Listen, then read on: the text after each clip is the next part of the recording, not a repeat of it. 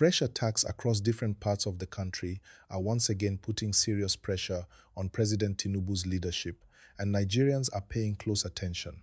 In the last few days, reports coming in from several states show that armed groups have continued to carry out raids on rural communities, targeting villages, roads, and sometimes schools. These incidents have left many families worried, many communities unsettled, and many citizens asking the same question.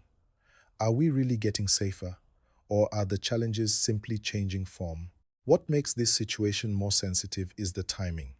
This is happening at a time when the federal government has repeatedly assured Nigerians that security remains a top priority. Yet, when people wake up to hear news of fresh attacks, destroyed homes, or residents fleeing their communities, confidence is shaken. For many Nigerians, especially those living outside major cities, security is not something they discuss on social media alone. It is something they feel every day when they travel, farm, send their children to school, or go to the market. As you're watching this, please don't forget to like this video and subscribe to the channel. It helps us bring you verified updates and real discussions like this.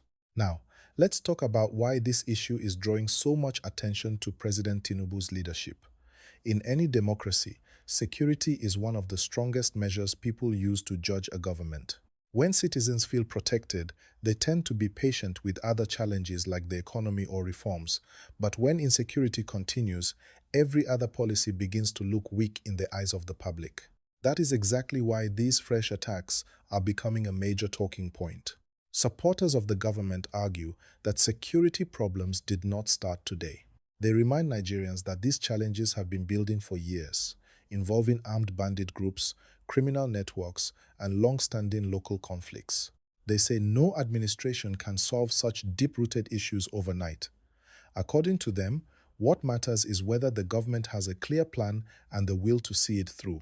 On the other side, critics say patience is wearing thin.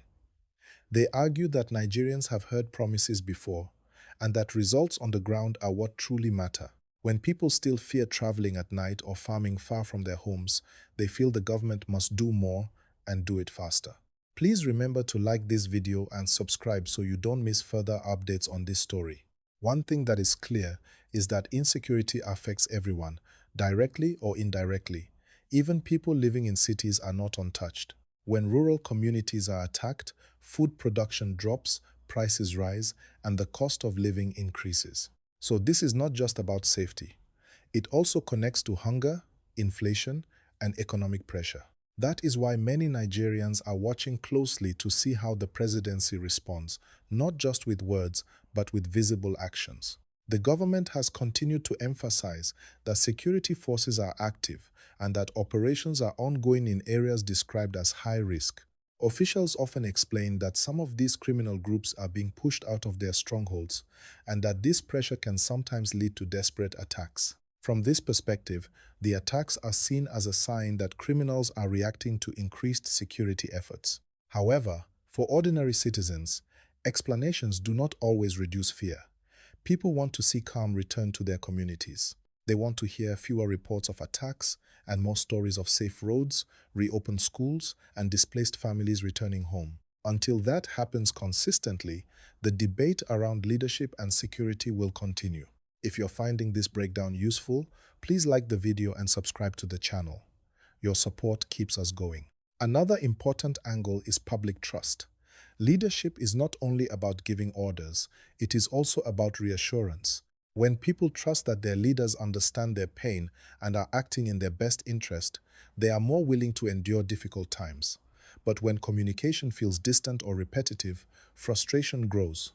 This is why many Nigerians are calling for clearer updates, stronger engagement with affected communities, and more transparency about what is being done and what challenges remain.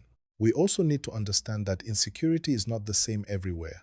Some regions face more frequent attacks, while others experience relative calm. This uneven pattern sometimes creates tension as people in heavily affected areas feel forgotten or sidelined. A strong national response must balance local realities with a broader strategy, ensuring that no region feels abandoned. Please take a moment to like this video and subscribe, especially if you want us to keep following this story closely. As discussions continue, Analysts are pointing out that security alone cannot be addressed with force. Economic opportunity, education, local cooperation, and justice all play roles in long-term stability. When young people lack jobs or feel excluded, criminal networks find it easier to recruit them. When communities distrust authorities, intelligence sharing becomes weak. These are uncomfortable truths, but they are part of the wider picture Nigerians are now debating. President Tinubu's leadership is therefore being examined not just on how fast attacks are stopped, but on whether his administration can deliver a comprehensive approach that combines security action with social and economic solutions. This is not an easy task, but it is one that history will judge closely. At the same time, many Nigerians are calling for unity. They warn that spreading fear or unverified claims can worsen anxiety and help criminals achieve their aim of terrorizing the population. Responsible reporting, calm discussion, and community support are being encouraged as part of the response. Don't forget to like this video and subscribe for more balanced and clear updates. As this situation develops, one key question remains at the center of public discussion. Will these fresh attacks become a turning point that leads to stronger, more effective action, or will they simply become another chapter in a long-running struggle? The answer will shape how Nigerians view their leadership in the months ahead. The conversation around these attacks is also changing in tone. Earlier, many people spoke with anger, but now you can hear more worry and fatigue in the voices of citizens. People are tired of adjusting their lives around fear. Parents are worried about schools, traders think twice before moving goods, and travelers plan routes based on safety rather than speed. This emotional weight is important because leadership is often judged not just by policies, but by how safe people feel in their everyday lives. As this continues, some Nigerians are beginning to compare expectations with reality. During election campaigns, security is always one of the strongest promises. People remember those words clearly. So when attacks continue, they naturally go back to those promises and ask whether the delivery is matching the commitment. This is why scrutiny increases at moments like this. It is not always about hostility.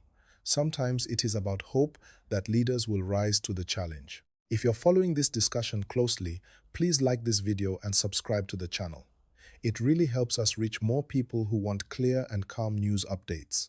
Another point people are raising is coordination. Security is not handled by one agency alone. It involves intelligence, local authorities, community leaders, and federal structures working together. When coordination is weak, criminals find gaps to exploit. That is why many experts emphasize the need for better information sharing and quicker response times. For viewers listening at home, this means the solution is not just about numbers or equipment, but about how well different parts of government work together. There is also a growing call for community involvement.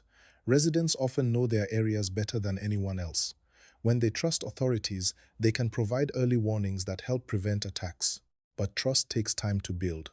It requires respect, fairness, and visible protection. Without that trust, fear pushes people into silence, and that silence can be costly. Please remember to like this video and subscribe so we can continue bringing you thoughtful coverage like this.